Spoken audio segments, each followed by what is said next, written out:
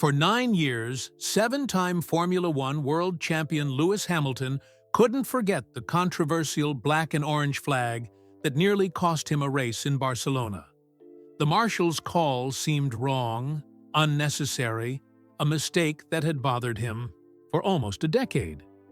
When Hamilton finally decides to track down the person who waved that flag, he discovers something unexpected: a small museum, a passionate racing historian, and a story that will change both their lives forever. Lewis Hamilton sat in the cool shade of the Mercedes garage at Silverstone Circuit. The smell of rubber and fuel filled the air. Outside, the summer sun beat down on the famous British track. This was home for Lewis, the place where he'd won 8 times before.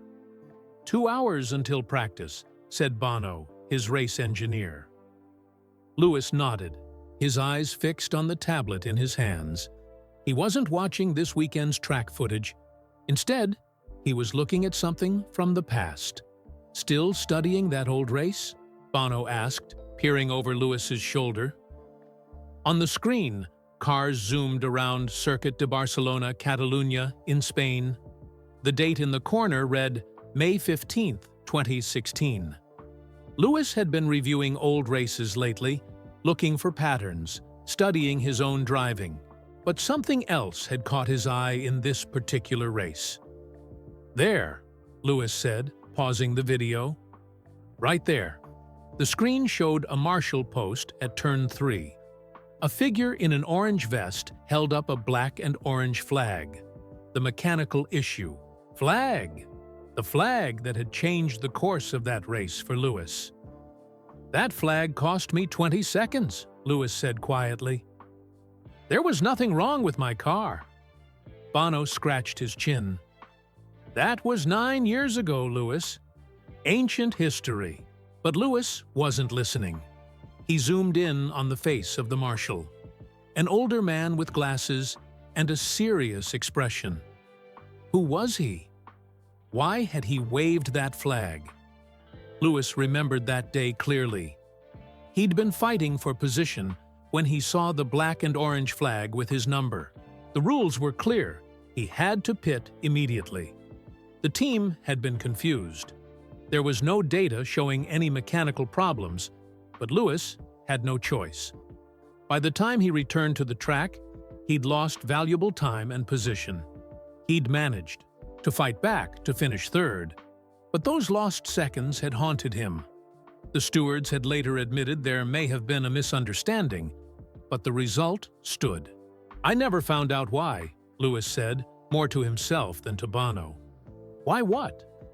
Angela Cullen, his physiotherapist, appeared with his pre-practice smoothie. "The Marshal who flagged me in Barcelona, 2016, Lewis said, taking the drink. "Look at his face. He was so certain." Angela glanced at the screen. "Maybe he saw something nobody else did?" Lewis shook his head. There was nothing to see. Telemetry confirmed it afterward. He took a sip of the smoothie and continued to study the frozen image. The Marshal's eyes were narrowed, focused. This wasn't someone who'd made a casual mistake. This was someone who believed they were doing the right thing. The garage buzzed with activity around him. Mechanics worked on the car. Engineers studied data screens, everyone preparing for the British Grand Prix weekend ahead. But Lewis's mind was stuck in Barcelona, 2016. "You know," said Bono, "you could probably find out who he was." Lewis looked up. "What do you mean?" Track marshals are volunteers, but their names are recorded. Each post has assigned marshals for each session. The FIA keeps records. Lewis had never thought about that. In all his years of racing, through 103 wins and 7 world championships, he'd interacted with marshals countless times. They were the unsung heroes of the sport, keeping drivers safe, often with nothing but a flag between them and cars traveling at over 200 miles per hour, but he'd never sought one out after a race. "Do you think I could really find him?" Lewis asked. Bono shrugged. You're Lewis Hamilton. You can find anyone in the F1 world. Lewis put down his tablet and stood up. He stretched his arms above his head, feeling the familiar pre-race tension in his shoulders. Maybe I will, he said, after the race this weekend. What would you even say to him? Angela asked, handing him a water bottle. Lewis paused. What would he say? After 9 years, did it even matter anymore? He had 7 world championships. He was the most successful Formula One driver in history. Why was he hung up on one flag from one race? I don't know, he admitted. I guess I just want to understand. He walked to the garage entrance and looked out at the Silverstone track. Mechanics, wheeled tires passed him. Fans in the distance cheered as drivers from other teams made appearances. The truth was, Lewis had always prided himself on learning from every race, every lap, every corner. He studied his mistakes and his successes equally. But that flag, that moment when he'd been called in for no reason, had never made sense. It wasn't just the potential points lost. It was the principle. Racing was supposed to be fair. Decisions were supposed to be based on facts, not mistakes. Lewis returned to his chair and picked up the tablet again. He zoomed in further on the Marshal's face. There was something in the man's expression, a certainty, a conviction. I'm going to find him, Lewis said suddenly. Bono looked up from his computer. The Marshal? Seriously? Yes. Lewis's mind was made up. After this weekend, I want to know who he is and why he waved that flag. It was 9 years ago, Lewis. Angela reminded him. He probably won't even remember. I remember, Lewis said. Every flag, every call, every moment that changed a race. I remember all of them. He tapped on his tablet, sending a message to his personal assistant. If anyone could help track down a Spanish Marshal from 9 years ago, it was his team. Lewis, Bono said gently, we have practice in 90 minutes. Maybe focus on the present? Lewis nodded and put the tablet down. Bono was right. The British Grand Prix deserved his full attention. This was his home race in front of his home fans. The past would have to wait a few more days. But as he began his pre-race routine, the stretches, the breathing exercises, the visualization, his mind kept returning to that Marshal in Barcelona, the man who had waved a flag that changed a race, the man Lewis had never met but had thought about for 9 years. 1 hour to practice, called out the team manager. Lewis stood up again and walked to his car. He ran his hand along the sleek, silver body of the Mercedes W16. This machine was his office, his second home. As he prepared to suit up, his phone buzzed with a message. His assistant had already found something, a name. Eduardo Martinez. Lewis felt a strange mix of emotions, surprise that it had been so easy, excitement at having a real name, and a touch of uncertainty about what he would do with this information. Eduardo Martinez, Lewis whispered. The name, trying it out. Who was Eduardo Martinez? Where was he now? Did he remember that day in Barcelona as clearly as Lewis did? Lewis would find out soon enough. But first, there was a British Grand Prix to win. He put his phone away and reached for his race suit. As he zipped it up, he made a promise to himself. After Silverstone, he would find Eduardo Martinez. And then, finally, he would understand why that black and orange flag had waved for him on that Spanish afternoon 9 years ago. The British Grand Prix weekend flew by in a blur of speed, noise, and celebration. Lewis finished third, standing on the podium as thousands of fans cheered his name. He waved to the crowd, sprayed champagne, and smiled for the cameras. But his mind was already elsewhere. Monday morning found Lewis in the quiet of his London apartment, still in his pajamas, sitting at his kitchen island with a cup of tea and his laptop open before him. Eduardo Martinez, he typed into the search bar. Thousands of results appeared. Too many people with the same name. He needed more information. Lewis picked up his phone and called his assistant, Tom. "I need more details on Eduardo Martinez," he said when Tom answered. "The Marshal from Barcelona, 2016. "I've already started digging," Tom replied. "The FIA keeps records of all marshals, but they don't share that information easily, even for you." Lewis sipped his tea. "Who can we talk to then?" "I've reached out to your contacts at Mercedes Spain and to some officials at Circuit de Barcelona, Catalunya. I'm waiting to hear back." Lewis nodded, even though Tom couldn't see him. "Keep me posted," he said before hanging up. He scrolled through more search results. There were business people, teachers, and even a few sports figures named Eduardo Martinez in Spain, but nothing that pointed to a Formula One marshal. His phone rang again. It was Angela. "You're really doing this, aren't you?" she asked without saying hello. "Doing what?" Lewis asked, though he knew exactly what she meant. "Tracking down a marshal from nearly a decade ago." Lewis closed his laptop. "I need to know." "It's been bothering me for years," Angela sighed. "Just be careful. Not everyone will understand why you're dredging up the past." "I'm not looking to cause trouble," Lewis said. "I just want answers." After hanging up, Lewis went for a run, trying to clear his mind. The summer air in London was warm, but nothing compared to the heat of a cockpit during a race. As his feet hit the pavement, his thoughts raced ahead. What would he say to Eduardo if he found him? What if Eduardo didn't remember the incident? What if he did, but had a good reason for waving? That flag? When Lewis returned home, there was a message from Tom. "Call me. I've got something." Lewis's heart beat faster as he dialed.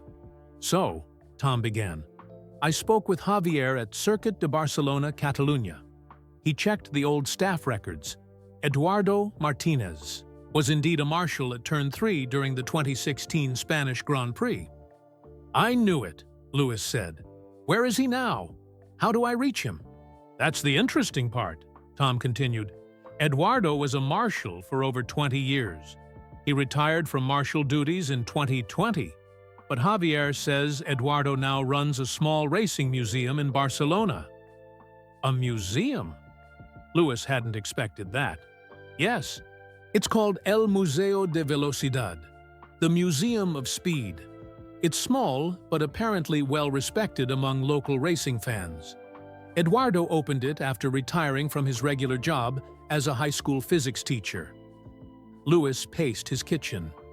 "So, he's a racing fan, not just someone who volunteered." "Seems that way." Javier says Eduardo is known for his knowledge of F1 history. His museum has memorabilia dating back to the 1950s. Lewis stopped pacing. A plan was forming in his mind. What's his address? The museum's address. "Lewis," Tom's voice had a warning tone. "What are you thinking?" "I'm thinking I should pay Eduardo a visit. You can't just show up at his museum. You're Lewis Hamilton. You'll cause a scene." Lewis smiled. "Not if no one knows it's me." After getting the museum's address, Lewis made arrangements. He would fly to Barcelona the next day on his private jet. No team, no entourage, just him. That evening, as he packed a small bag, his phone rang again. It was Toto Wolff, the Mercedes team principal. "Lewis," Toto's Austrian accent came through, clearly. "I hear you're looking into an old incident from Barcelona." News traveled fast in the F1 world. "Just curious about something," Lewis said casually. "The black and orange flag? From 2016? You remember it?" Of course. We all thought it was a mistake at the time. Lewis sat on the edge of his bed. Did we ever find out why? There was some confusion about which car was leaking fluid. It wasn't yours, but by the time they realized the mistake, you had already pitted. Lewis had heard this explanation before, but it had never satisfied him. I want to hear it from the Marshal himself, Lewis said. Toto was quiet for a moment. Just be careful, Lewis. We're in the middle of a championship battle. We don't need any distractions. It's just a quick trip. No one will even know I'm there. After saying goodbye to Toto, Lewis finished packing. He chose simple clothes, jeans, a plain t-shirt, a baseball cap, and sunglasses, his disguise for Barcelona. The next morning, Lewis boarded his jet at AE private airfield outside London. As the plane took off, he looked out the window at the English countryside below. This was unusual for him, taking off on a personal mission in the middle of the race season. But something about this quest felt important. Not just for closure on an old racing incident, but something more. We should arrive in Barcelona around noon, sir. The pilot's voice came through the intercom. Lewis checked the museum's hours on his phone. Open until 6 p.m. Perfect. As the plane cruised over France, Lewis watched clouds drift by below. In his career, he had learned to let go of the past. Past races, past mistakes, past victories. Always focus on the next race, the next challenge. But this one loose end had remained. This one unanswered question. Now, finally, he was going to get his answer. The plane began its descent toward Barcelona. Lewis felt a mix of nervousness and excitement. In a few hours, he would come face to face with Eduardo Martinez, the man who had waved the black and orange flag 9 years ago. What would he find? A simple explanation? An apology? Or something he never expected? Lewis didn't know. But as the Spanish coastline came into view, he was certain of one thing. By the end of the day, he would have his answer. Barcelona greeted Lewis with warm sunshine and a gentle breeze off the Mediterranean. He kept his head down as he made his way through the private terminal, cap pulled low and sunglasses in place. A black car with tinted windows waited for him on the tarmac. To the hotel first? Asked the driver, who had been instructed not to make a fuss about his famous passenger. Yes, please, Lewis replied, checking his phone. The Museum of Speed was open today until 6 p.m. He had plenty of time. The driver took a route away from the busy city center, avoiding the worst of Barcelona's traffic. Lewis looked out at the colorful buildings and palm trees. He had raced here many times but rarely explored the city properly. At the hotel, Lewis checked in under a false name. His room was simple but comfortable, with a balcony overlooking a quiet street. He freshened up, changing into a plain black t-shirt and jeans that wouldn't attract attention. He studied his reflection in the mirror, adjusting his cap. Just another tourist, he said to himself. Lewis pulled up the museum's location on his phone. It was in a small side street in the Gothic Quarter, away from the main tourist areas. According to the reviews, it was a hidden gem with incredible detail and passion for racing history. He decided to walk, enjoying the chance to stretch his legs after the flight. Barcelona's streets were busy with tourists and locals. No one gave him a second glance. It was refreshing to be anonymous for once. The narrow streets of the Gothic Quarter were like a maze, with ancient buildings leaning in from both sides. Lewis followed his phone's directions, turning down increasingly quieter streets until he saw a small sign. El Museo de Velocidad. The museum was housed in what looked like an old shop. The windows displayed vintage racing posters and a few model cars. It was nothing like the gleaming F1 factories or modern museums Lewis was used to. This place had character. Lewis took a deep breath before pushing open the door. A small bell jingled, announcing his arrival. Inside, the museum was dim and cool, compared to the bright street. Display cases lined the walls, filled with racing memorabilia. Model cars, helmets, old race programs, and photographs covered every available space. And sitting at a small desk near the entrance was an older man, with gray hair and glasses. He looked up as Lewis entered. "Bienvenido," the man said with a smile. "Welcome to the Museum of Speed." Lewis felt his heart beat faster. This was him.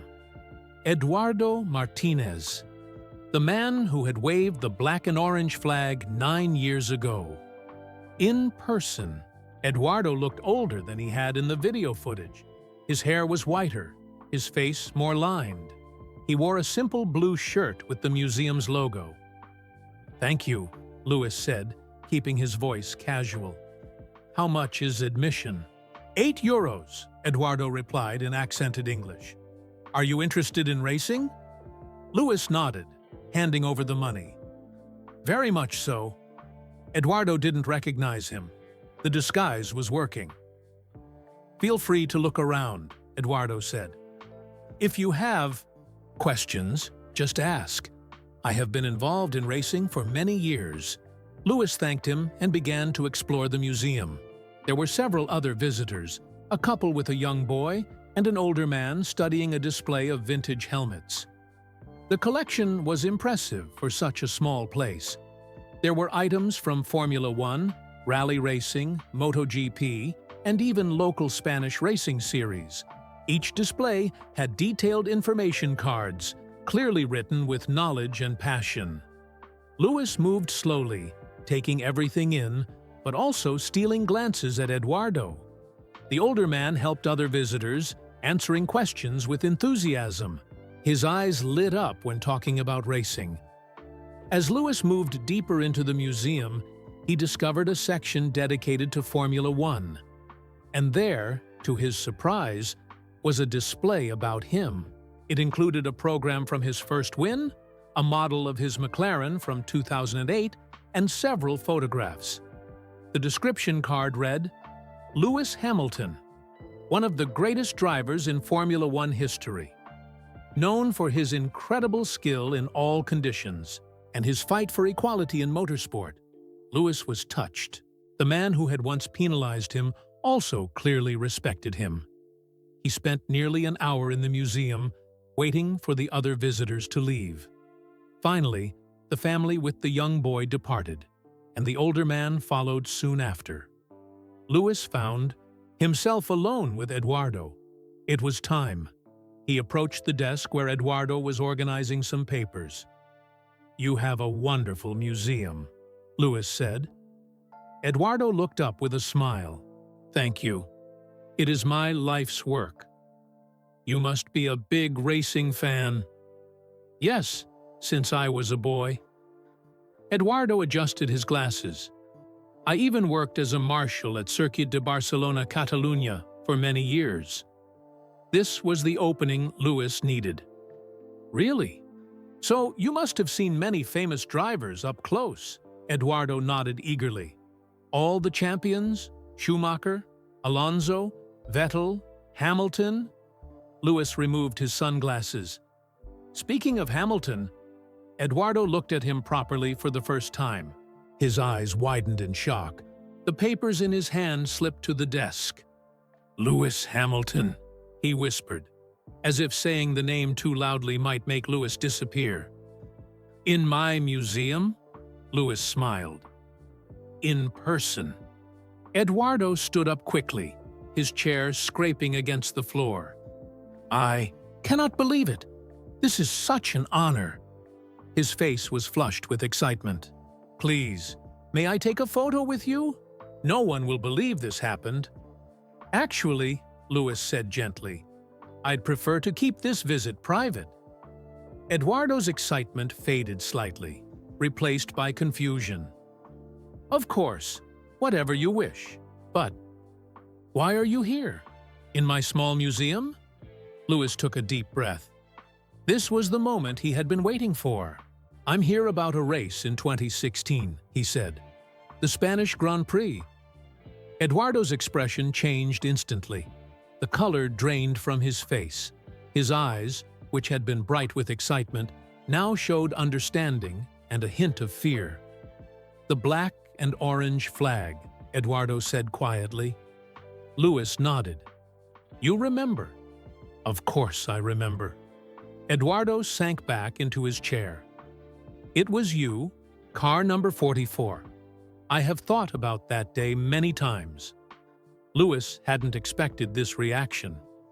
He had imagined Eduardo might be defensive or dismissive, but the man before him looked genuinely affected. I've thought about it too, Lewis said. For 9 years. Eduardo looked around the empty museum, then back at Lewis. You're here about Barcelona 2016, aren't you? He asked, his voice barely above a whisper. Lewis nodded. I've waited 9 years. To ask you why?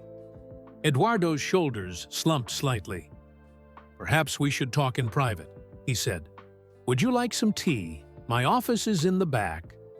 Lewis hadn't planned what would happen after this moment. He had focused so much on finding Eduardo that he hadn't thought much beyond that. Tea would be nice, he said. Eduardo stood up and walked to the door, turning the sign from open to closed. He locked the door and pulled down a small blind. This way, he said, leading Lewis toward a door at the back of the museum. As they walked past displays of racing history, Lewis felt a strange mix of emotions. The anger he had expected to feel had faded. Instead, he was curious. Who was this man who had dedicated his life to racing? And what would he say about that day in Barcelona 9 years ago? Eduardo opened the door to a small office, cluttered, with books, photographs, and more racing memorabilia. It was the space of someone who lived and breathed motorsport. Please, sit down. Eduardo gestured to a chair. I will make tea, and then we will talk about the flag. Lewis sat in Eduardo's cluttered office, taking in his surroundings. Every wall was covered with framed photos of race cars and drivers. Bookshelves sagged under the weight of racing books and magazines. A desk in the corner was piled high with papers. Eduardo busied himself with an electric kettle in the corner. His hands trembled slightly as he prepared 2 mugs. I only have tea bags, I'm afraid, he said. Not the fancy tea you might be used to. Tea bags are fine, Lewis replied. I'm not that picky. The small office was quiet except for the bubbling of the kettle. Lewis noticed a photo on the wall behind the desk. It showed a much younger Eduardo in a Marshal's uniform, standing proudly at Circuit de Barcelona, Catalunya. Eduardo followed Lewis's gaze. My first year as a Marshal, 1987. You did it for a long time, Lewis said. 33 years. Eduardo poured hot water into the mugs. I retired in 2020. The pandemic was starting, and I was getting too old to stand all day in the sun. He handed Lewis a mug and sat down across from him with his own tea. For a moment, neither man spoke. They simply studied each other across the small space. Lewis had imagined this moment many times during his flight to Barcelona. In his mind, he'd been angry, demanding answers. But sitting here now, facing this elderly man who clearly loved racing, his anger had faded.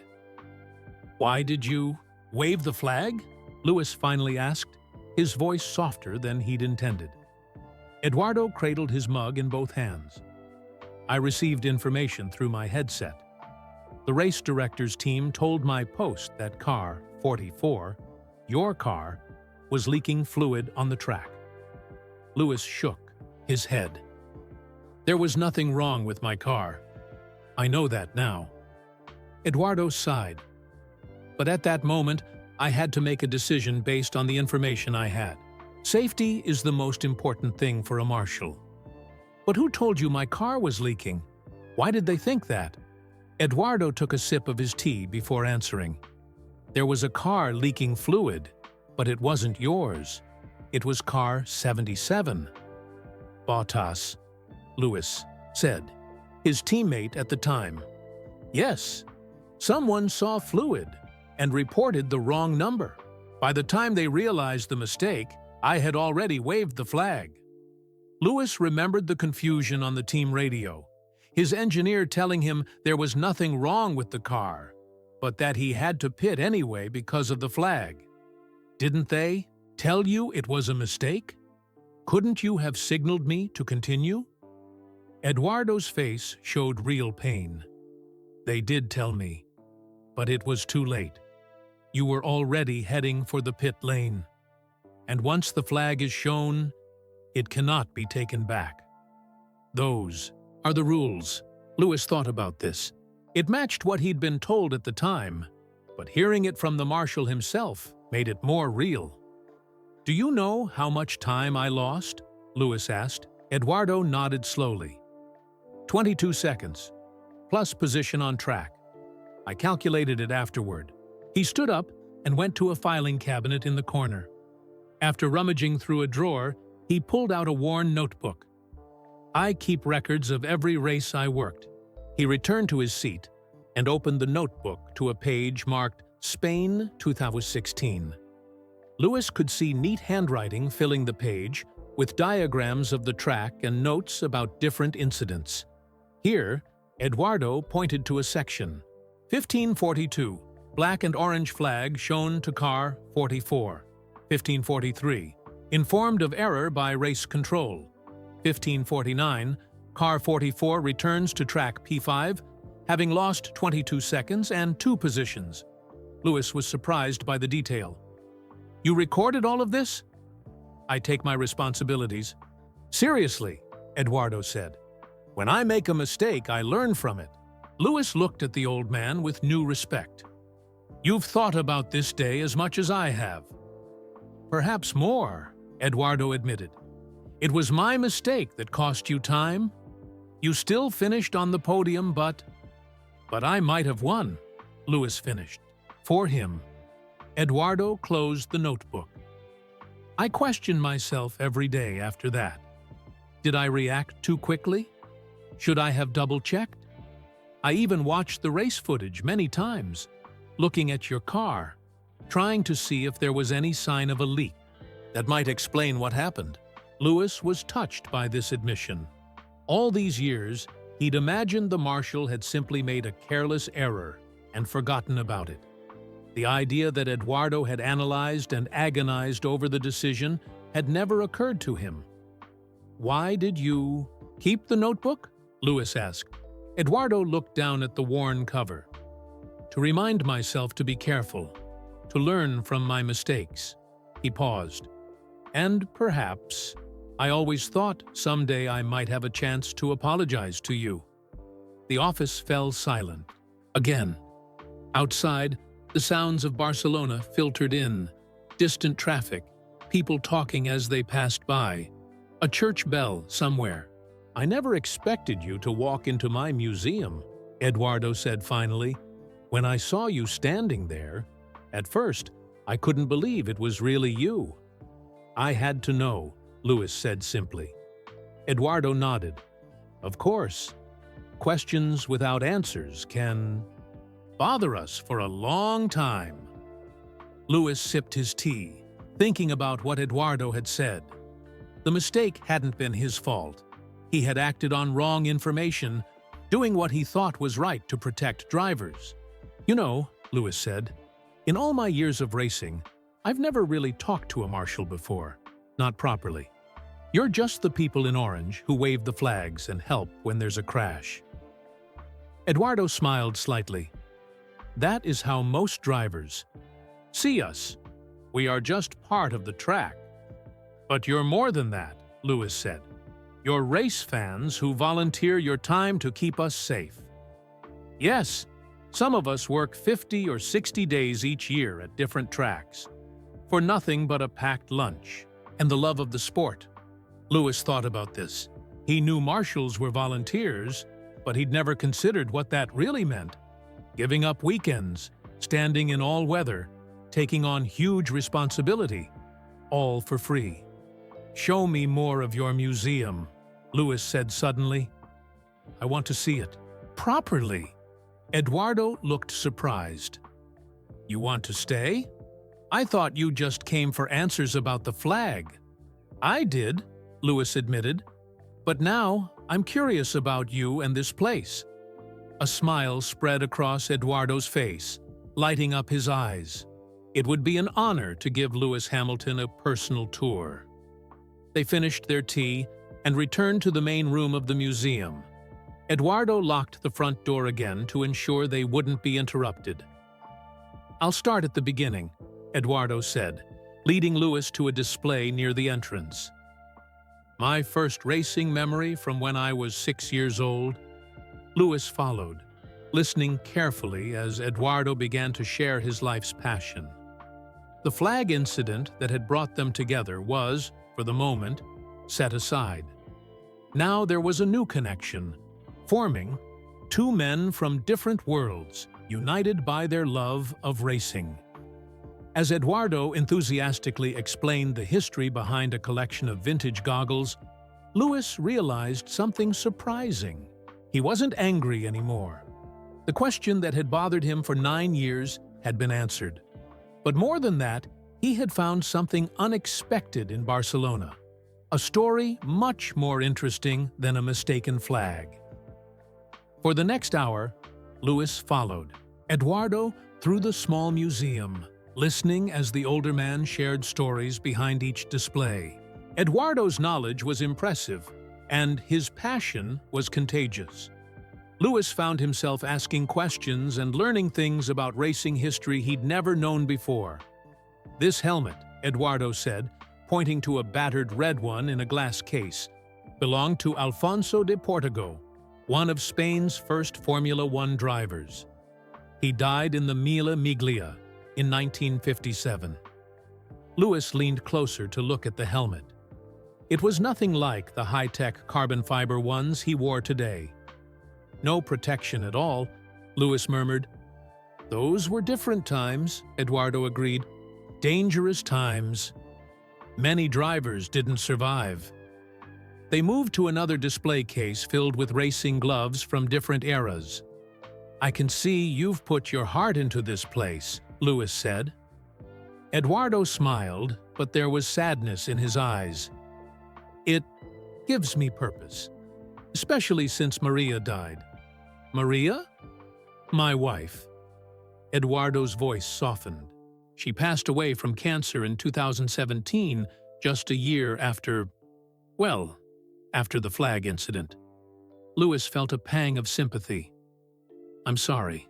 Eduardo nodded in thanks. "We were married for 42 years. She always supported my racing passion, even when it meant I was away many weekends as a marshal." He pointed to a photograph on the wall of a smiling woman standing next to a younger Eduardo in his marshal uniform. "She looks kind," Lewis said. "She was the kindest person I've ever known." Eduardo adjusted his glasses. "When she got sick, I cut back on my marshal duties to care for her. That's why 2016 was my last full season." The realization hit Lewis. The flag incident had happened during one of Eduardo's final races as a marshal.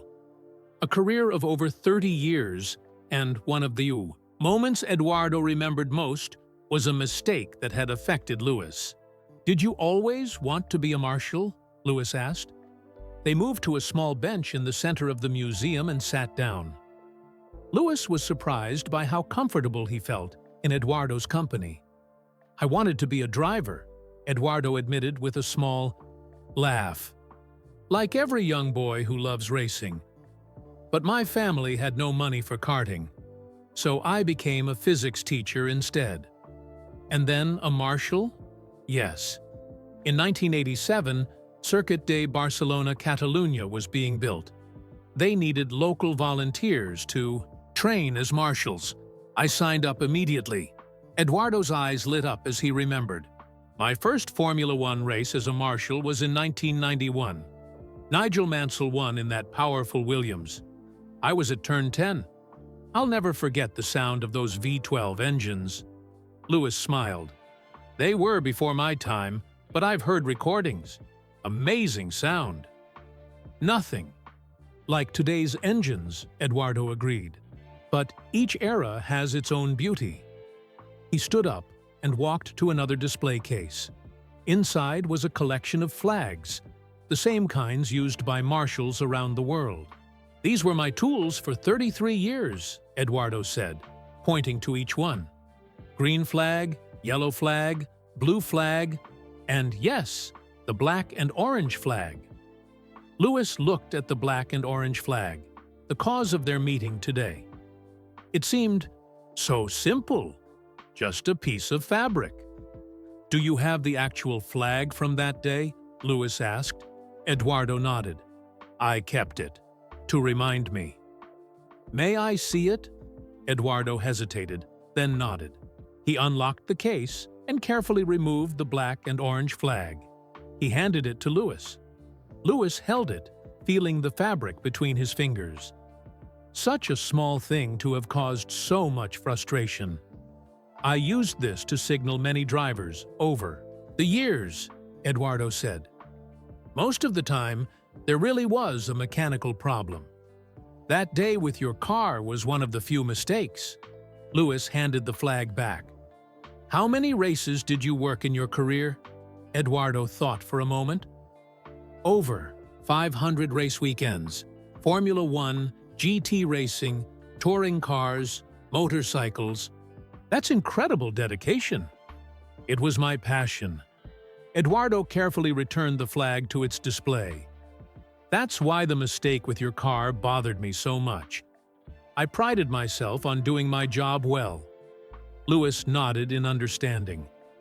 As a driver, he felt the same way about his own performance. One mistake could haunt you, even after hundreds of perfect laps. What happened after you retired from being a marshal? Lewis asked. Eduardo gestured around the museum. This happened. After Maria died, I was lost.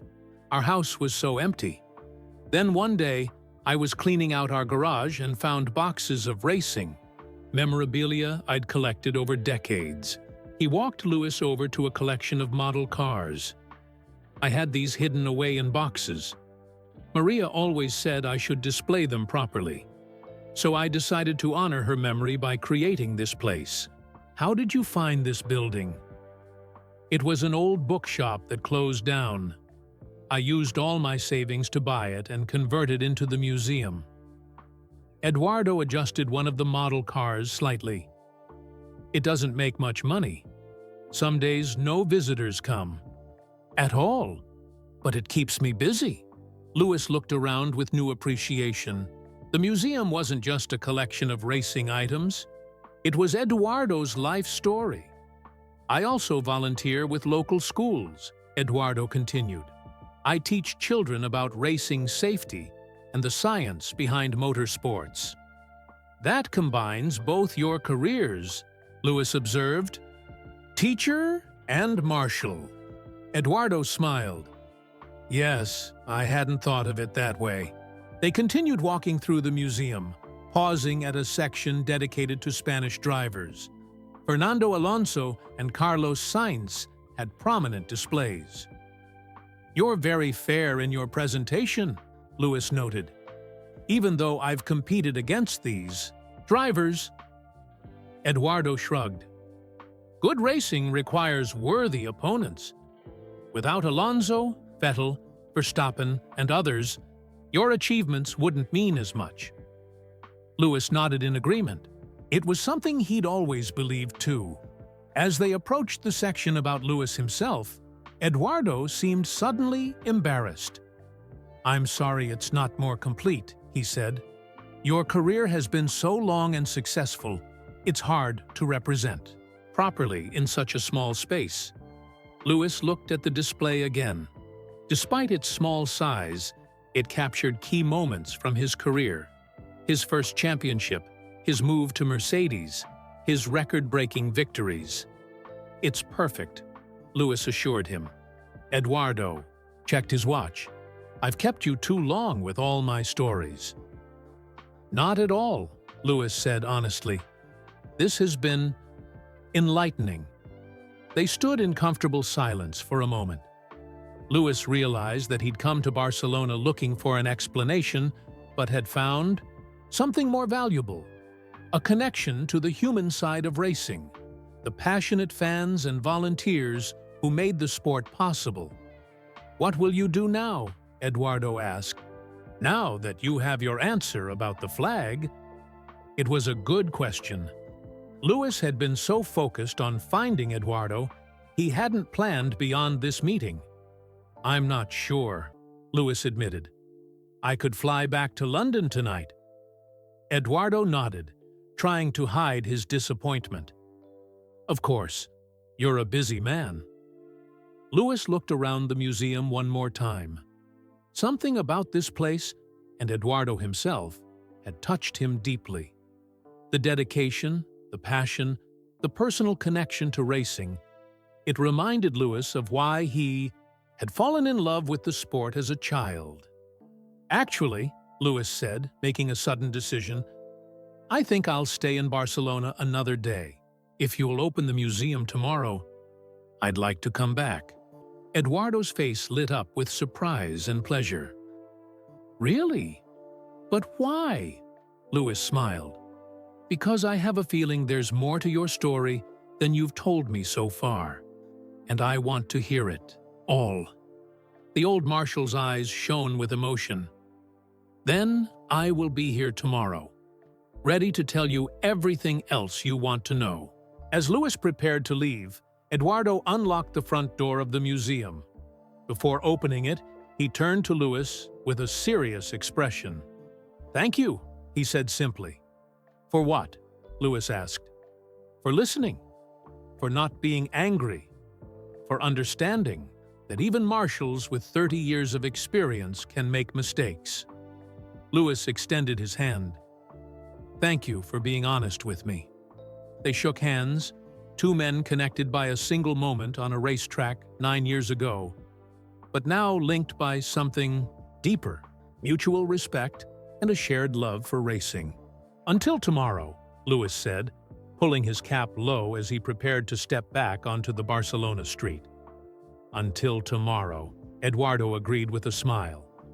Lewis returned to his hotel, his mind full of everything he'd learned about Eduardo. Instead of the angry confrontation he'd expected, he'd discovered a story of passion and dedication. After ordering room service, Lewis called Angela. "How did it go?" she asked. "Did you find him?" "I found him," Lewis confirmed. "His name is Eduardo Martinez. He runs a small racing museum in Barcelona." "And? Did he remember the flag incident?" "He remembered everything," Lewis said. "He even kept a notebook with details about what happened." "Was he sorry?" Angela asked. Lewis thought about Eduardo's expression when they discussed the flag. "Yes, very sorry, but it wasn't entirely his fault. He was given wrong information through his headset." "So mystery solved," Angela said. "Are you coming back tomorrow?" Lewis hesitated. "Actually, I'm staying another day. There's more to learn about him." "More? Like what?" Lewis wasn't sure how to explain the connection he felt to Eduardo's story. He was a marshal for over 30 years. He has stories from races before I was even born. And he's alone now. His wife died a few years ago. Angela was quiet for a moment. "This isn't just about the flag anymore, is it?" "No," Lewis admitted. "It's about something bigger." After saying goodbye to Angela, Lewis sat on the hotel balcony, watching the Barcelona sunset. He thought about Eduardo, alone in his small museum filled with racing memories. What would tomorrow bring?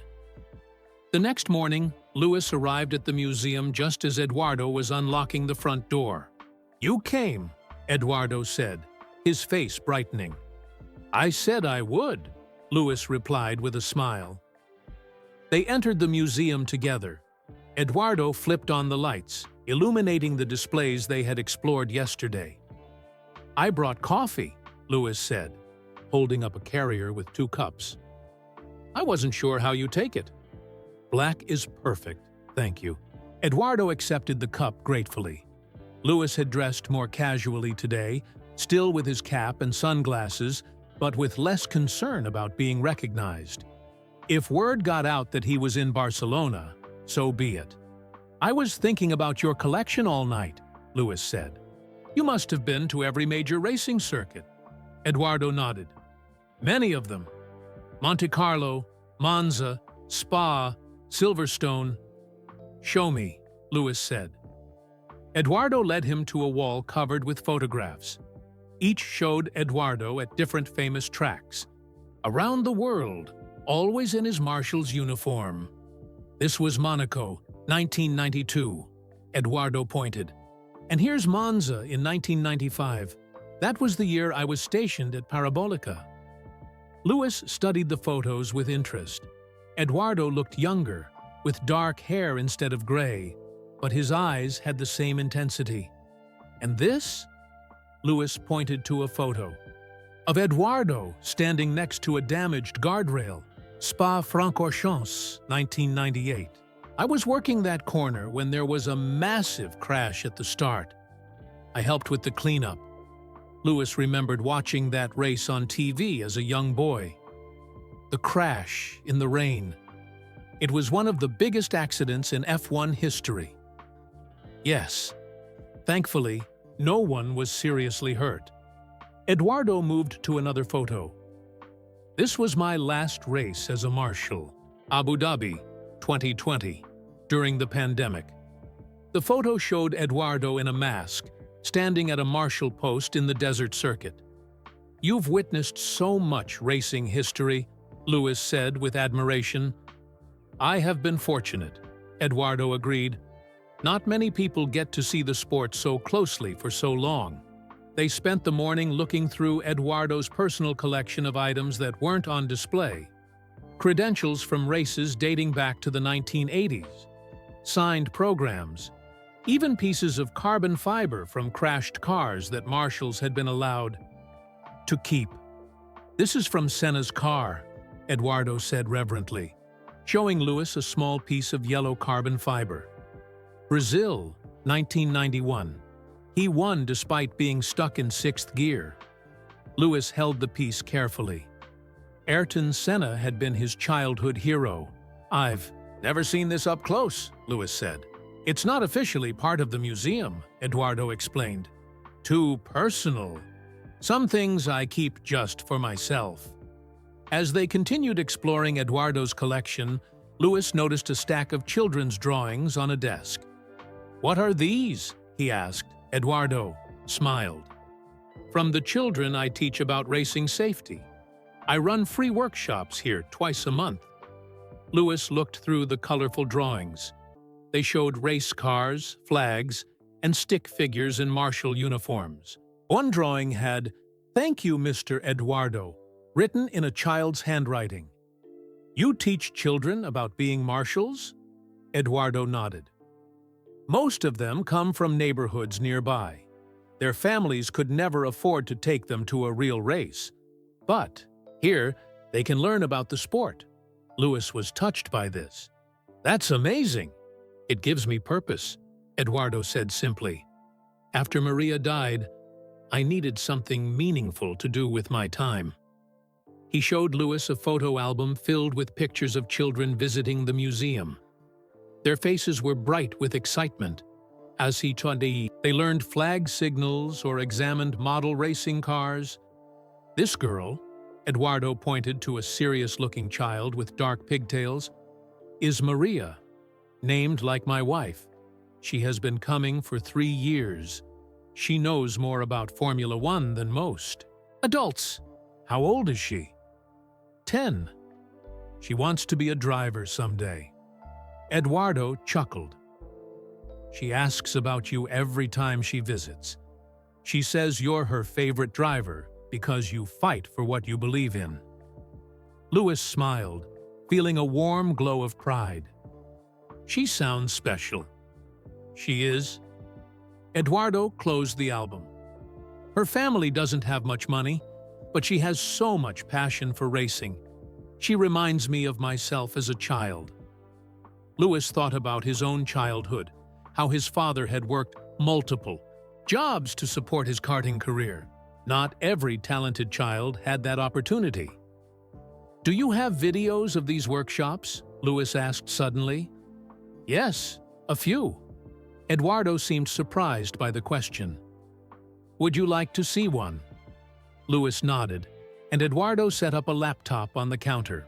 He played a video showing about 15 children seated on the floor of the museum. Eduardo stood before them, demonstrating flag signals with actual racing flags. The children were completely engaged, raising their hands to answer questions. When Eduardo asked what a blue flag meant, they all shouted, "Let the faster car pass!" with enthusiasm. "They really love it," Louis observed. "Racing speaks to children," Eduardo said. "The speed, the color, the sound. It's exciting."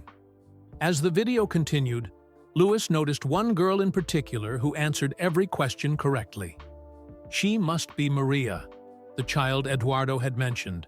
When the video ended, Louis sat quietly, thinking. He had come to Barcelona seeking answers about a penalty flag.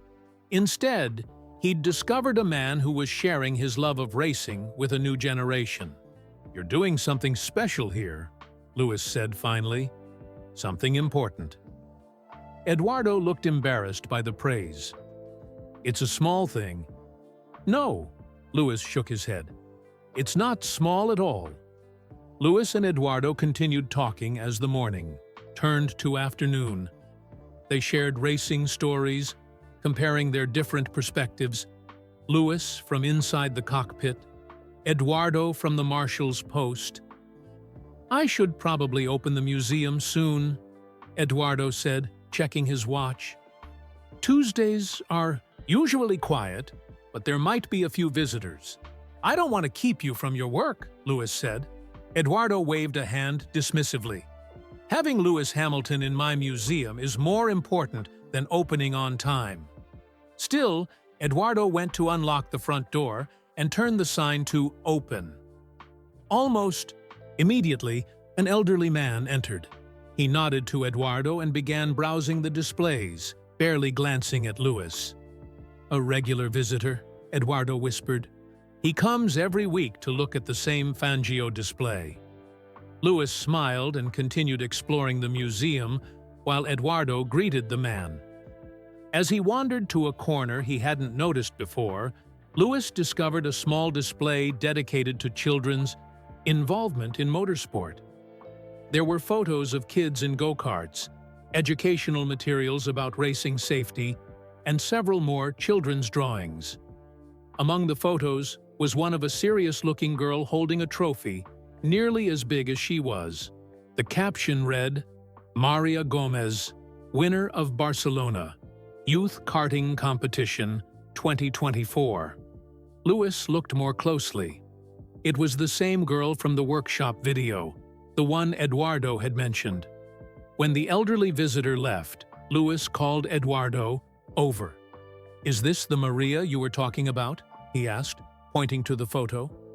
Eduardo's face lit up. "Yes, that was her first trophy. She saved for 2 years to pay for that race entry fee." "She races?" Louis was surprised. "When she can afford it?" Eduardo nodded. "Which is not often. Her mother is a single parent, working 2 jobs. Racing is an expensive sport, as you know."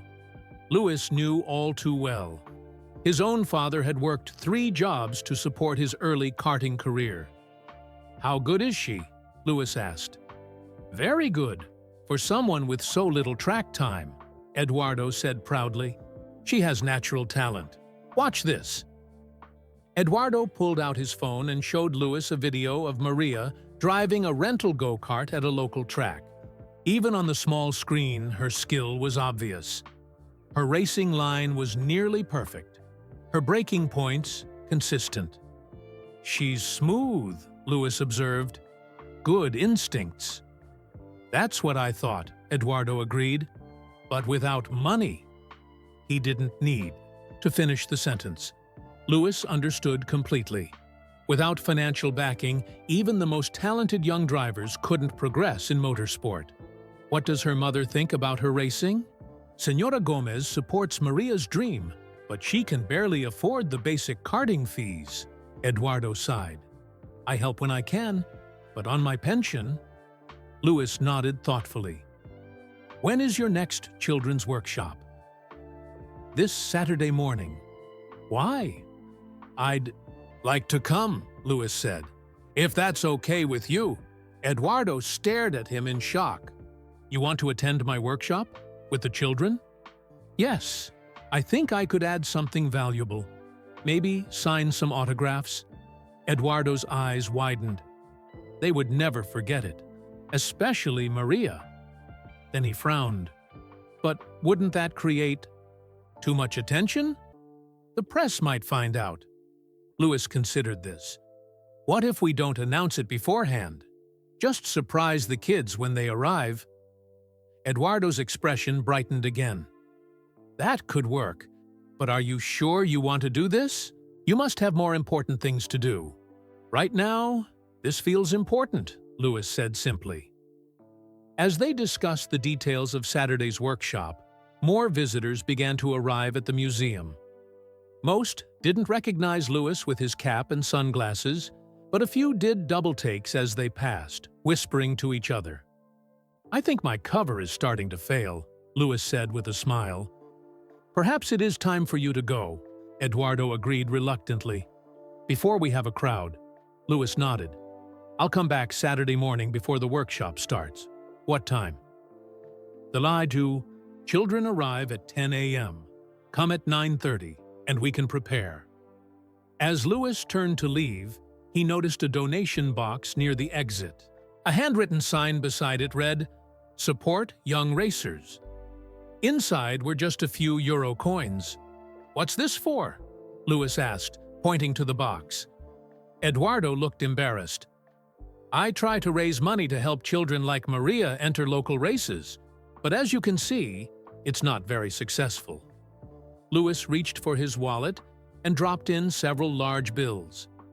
It wasn't much to him, but from Eduardo's expression, it was significant. "Thank you," Eduardo said, his voice thick with emotion. "This will help Maria enter the regional championship next month." Louis smiled.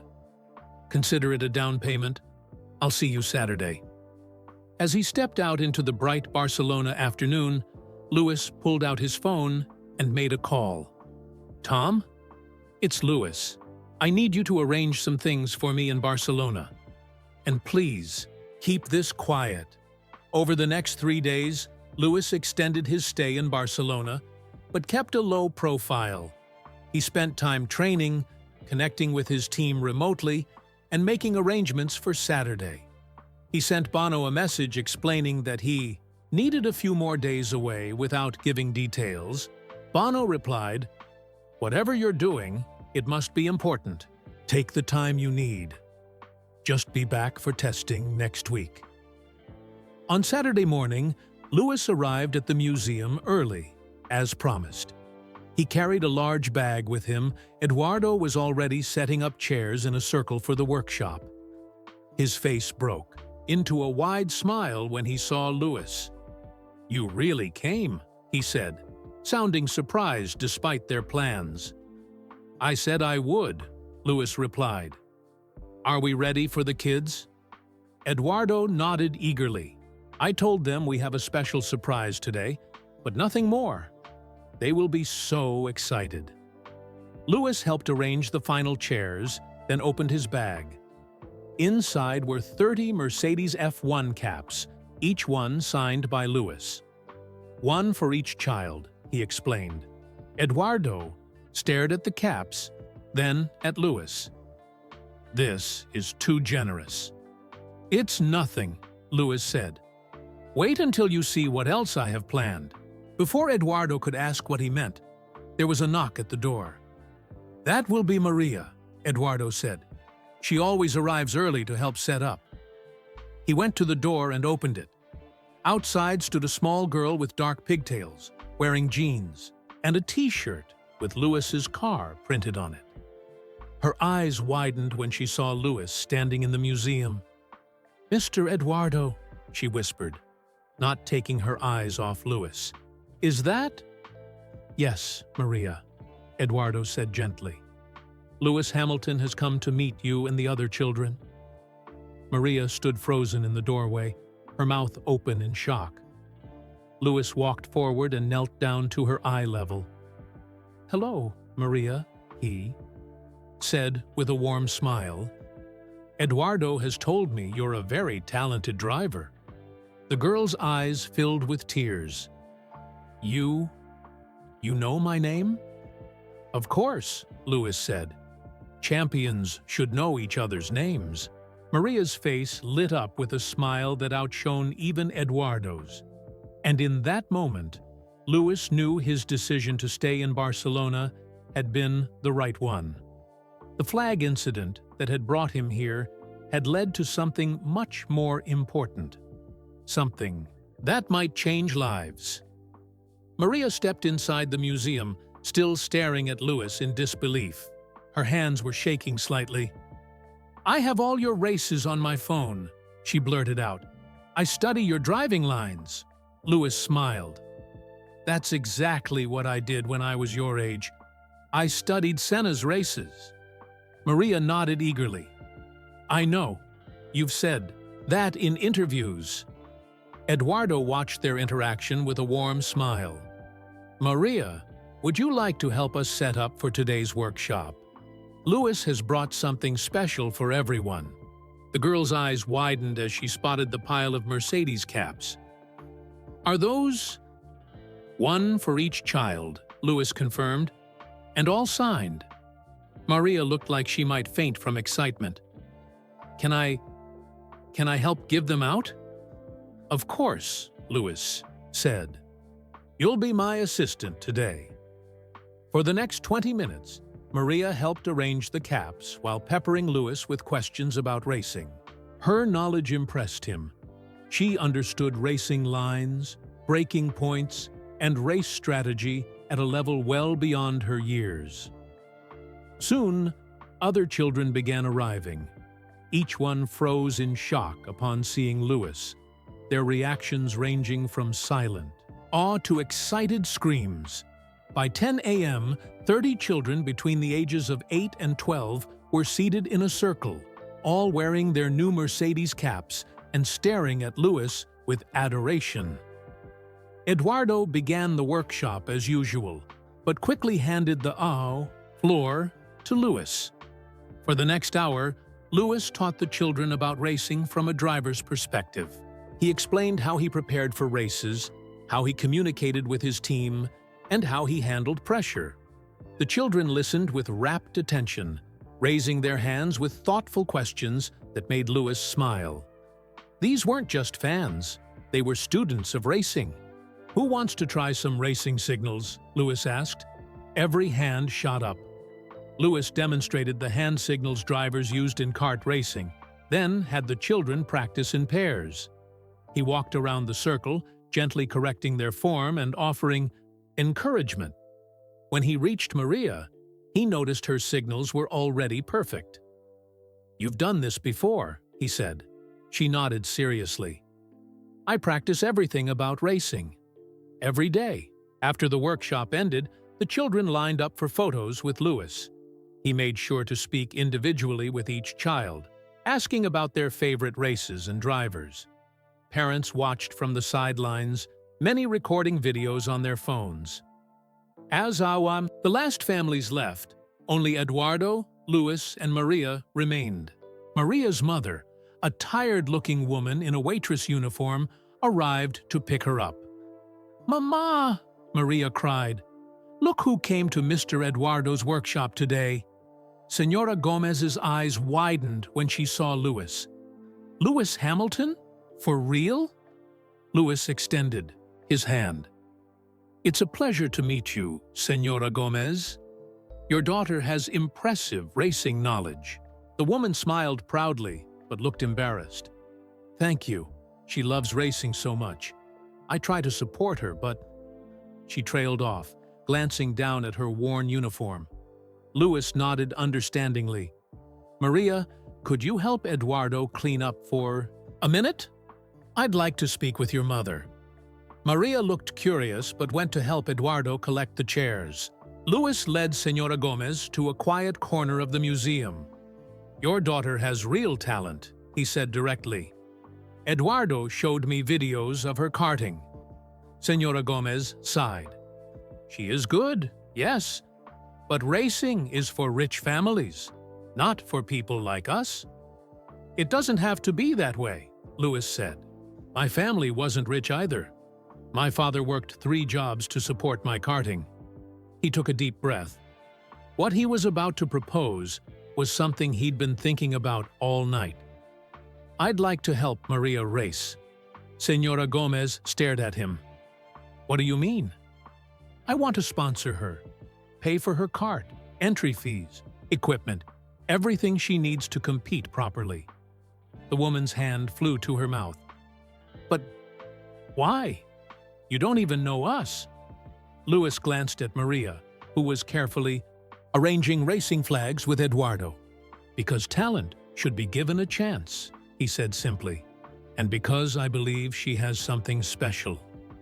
Tears filled Senora Gomez's eyes. This would mean everything to her.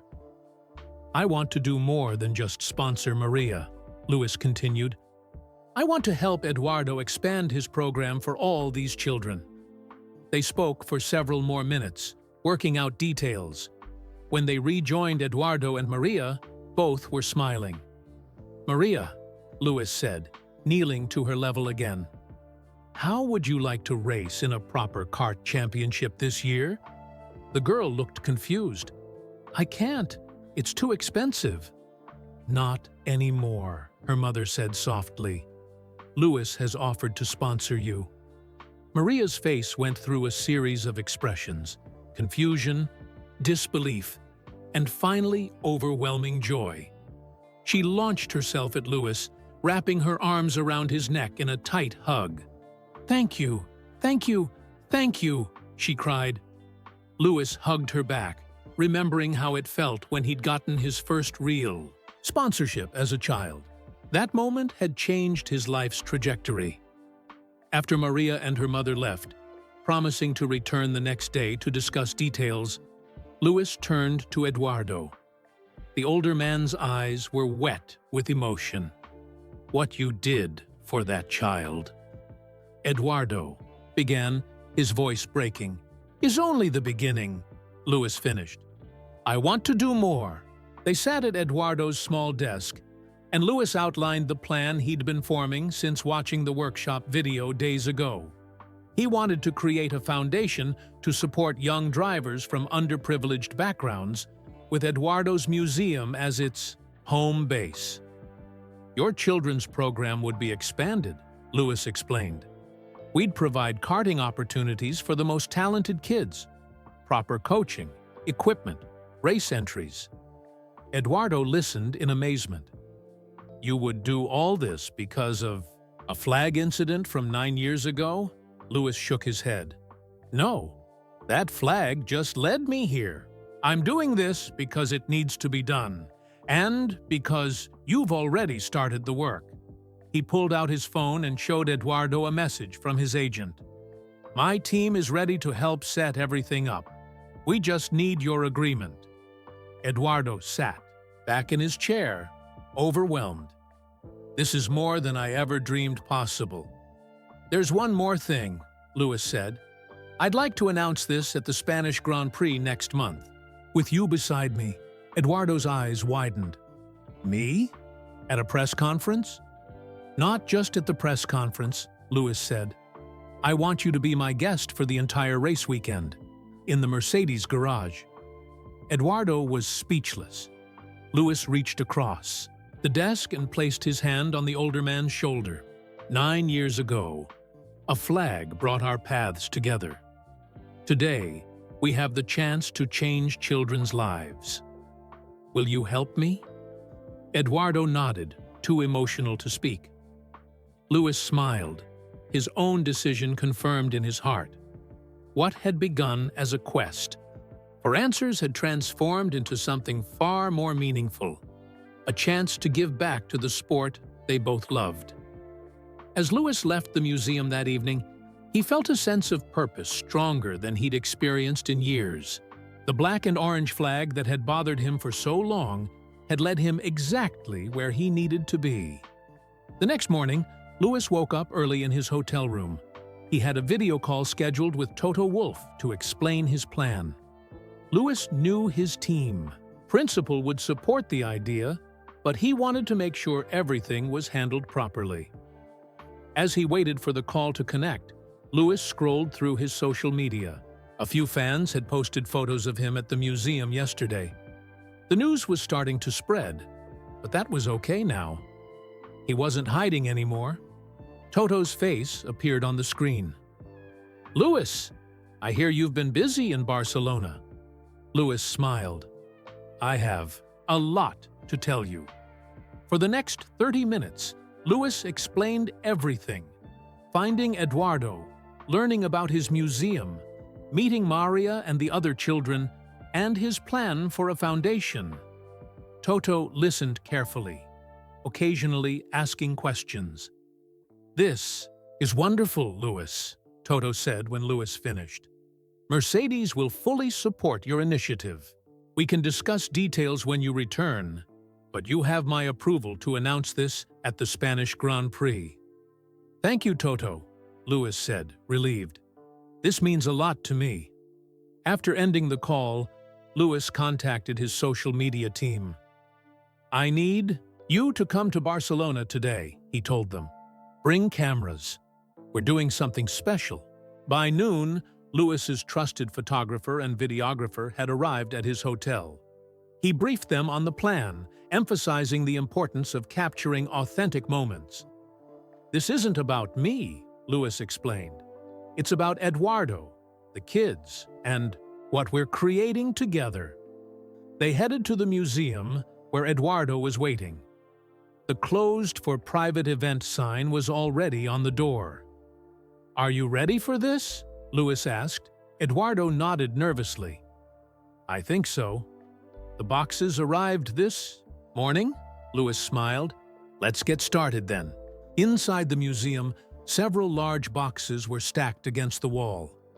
Louis's team began setting up cameras, while he and Eduardo opened the first box.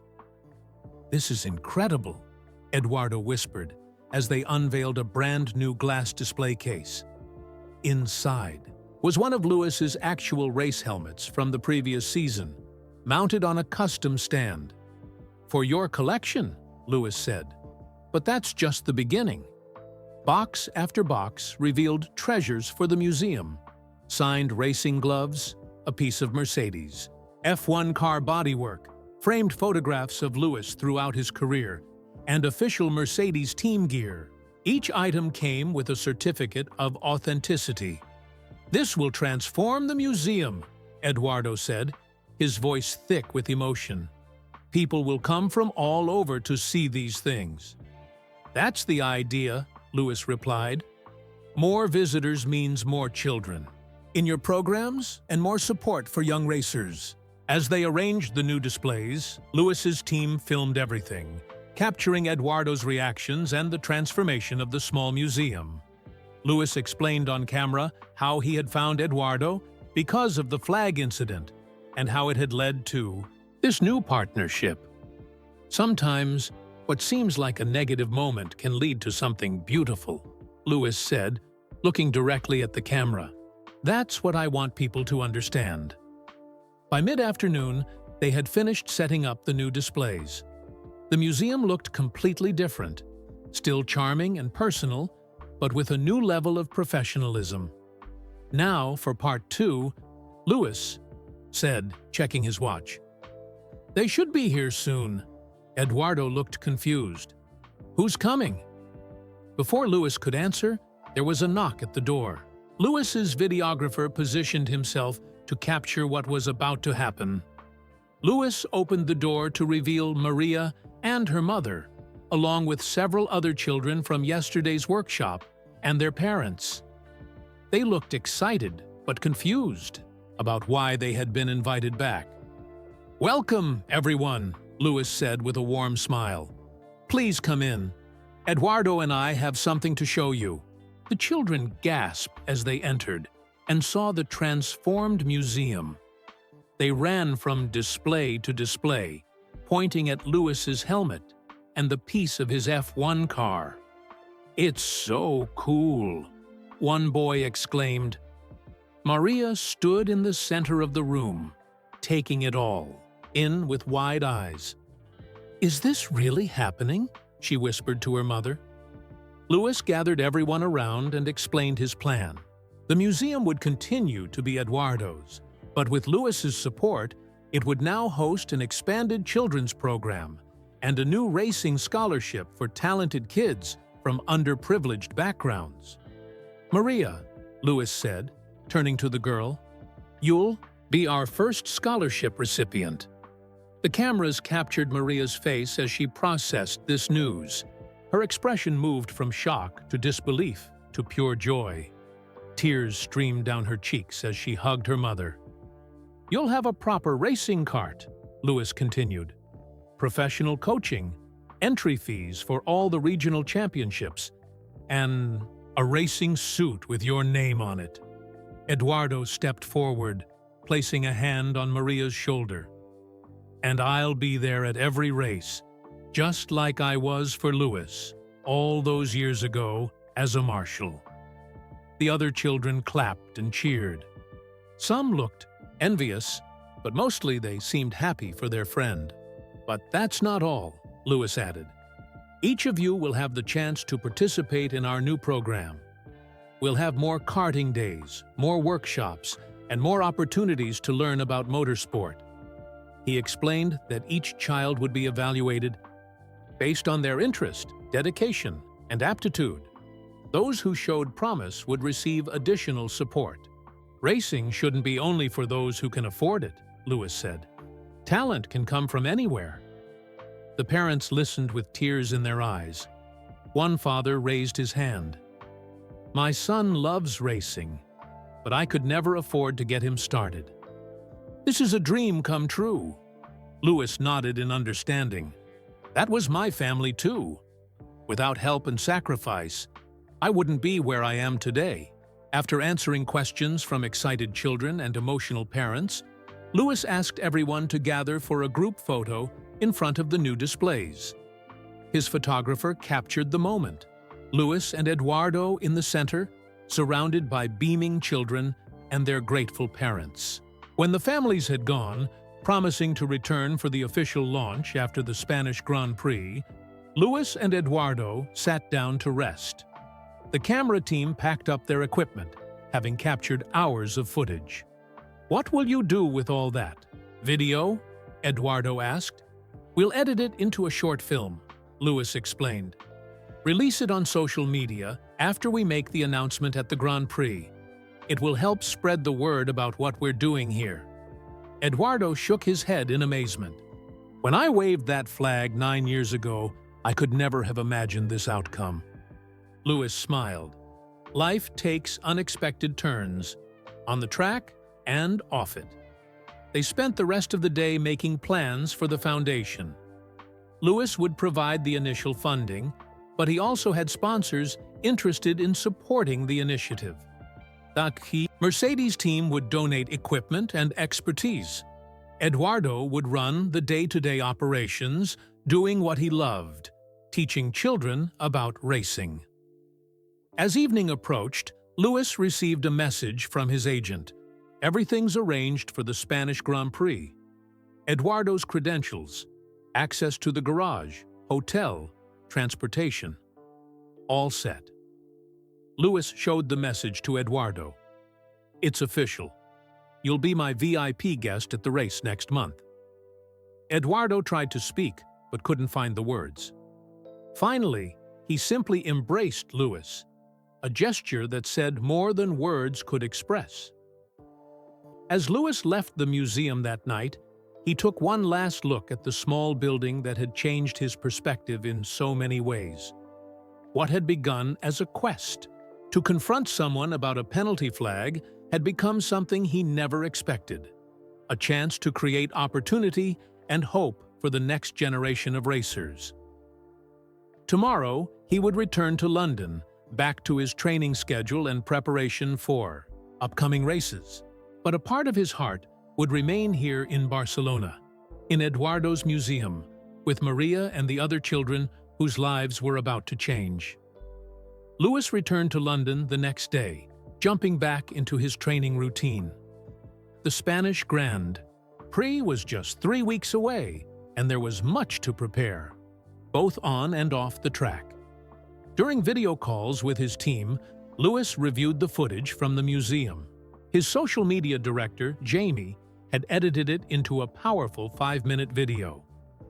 "This is perfect," Lewis said as he watched the final cut. "I want to release this right after the press conference at the Spanish Grand Prix."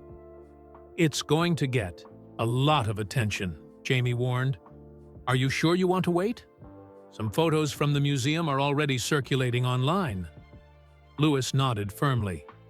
"I made a promise to Eduardo. We announce it together at the Grand Prix." For the next 2 weeks, Lewis divided his time between physical training, simulator sessions at the Mercedes factory, and planning for the foundation. He spoke with Eduardo daily, helping him prepare for his role at the upcoming race weekend. "I've never been in an F1 garage before," Eduardo admitted during one call. "Always outside the fence, never inside." "You'll be right next to me," Lewis assured him. "Just be yourself. That's what made this whole thing special." Meanwhile, Maria had received her new racing cart and equipment. Eduardo sent Lewis videos of her first practice sessions in the professional cart. Her talent was undeniable, smooth, controlled, and fearless. "She's a natural," Lewis texted Eduardo after watching one particularly impressive lap. "Make sure she enters that regional championship next month." As the Spanish Grand Prix approached, interest in Lewis's mysterious Barcelona visit grew. Racing websites and social media accounts speculated about why he had spent time at a small racing museum. Some had connected Eduardo to the 2016 flag incident, but no one had discovered the full story. Lewis arrived in Barcelona 2 days before the race.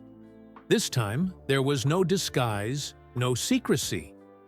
He checked into the same hotel as the rest of the Mercedes team and focused on race preparation. The day before official practice began, Lewis sent a car to bring Eduardo to the circuit. They had arranged to meet at the Mercedes hospitality area, away from the main paddock where media might spot them. When Eduardo arrived, Lewis was waiting for him. The older man looked nervous, but excited in his new Mercedes team shirt. "Welcome to the other side of the fence," Lewis said with a smile, embracing Eduardo. "It's all so different from here," Eduardo replied, looking around in wonder.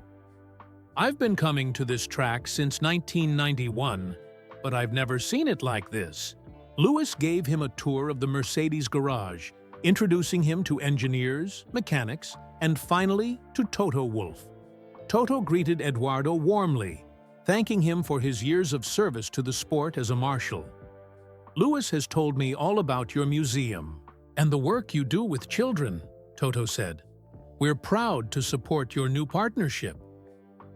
Eduardo was overwhelmed by the welcome. As they walked through the paddock, several drivers and team principals nodded to Lewis. Some looked curiously at Eduardo, wondering who this older man might be. "Tomorrow is the press conference," Lewis reminded Eduardo as they watched mechanics prepare the cars. "Are you ready?" Eduardo took a deep breath. "I think so." I've been practicing what to say. Just speak from the heart, Lewis advised. That's what matters most. The next morning, the official FIA press conference was packed with journalists. Lewis was scheduled to appear along with Max Verstappen and Charles Leclerc. But when Lewis walked in, Eduardo was by his side. Whispers filled the room. Who was this gray-haired man in Mercedes gear walking with the seven-time world champion? The moderator began with the usual questions about race preparation and expectations for the weekend. Lewis answered professionally but briefly. Everyone could sense he was waiting for something. Finally, a journalist asked the question, "Lewis, there are reports you spent time at a small racing museum in Barcelona recently. Can you tell us about that?" Lewis smiled. "I'm glad you asked. I'd like to introduce Eduardo Martinez." He gestured to Eduardo, who nervously adjusted his glasses. Some of you might recognize Eduardo as a longtime marshal at this very circuit. In fact, Eduardo was the marshal who showed me the black and orange flag during the 2016 Spanish Grand Prix. The room buzzed with surprise. Journalists frantically typed on their laptops and phones. "That flag cost me time and positions," Lewis continued. "For 9 years, I wondered about that moment.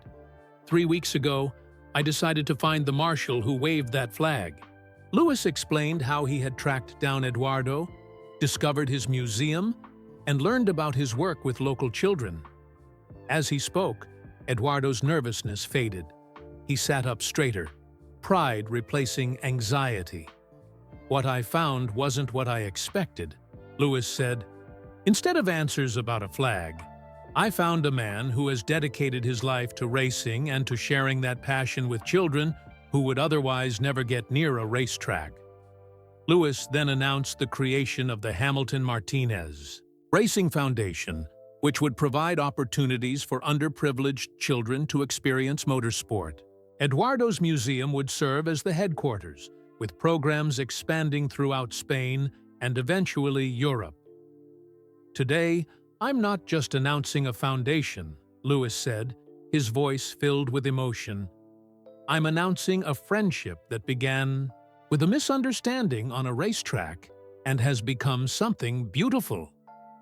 Eduardo spoke next, his voice steady despite the cameras and microphones pointed at him. He talked about Maria and the other children, about his years as a marshal, and about how this unexpected partnership with Lewis had given him new purpose after losing his wife. "Sometimes, what seems like a mistake can lead to something wonderful," Eduardo concluded. "That black and orange flag brought Lewis and me together 9 years later. Now, we will help children chase their dreams."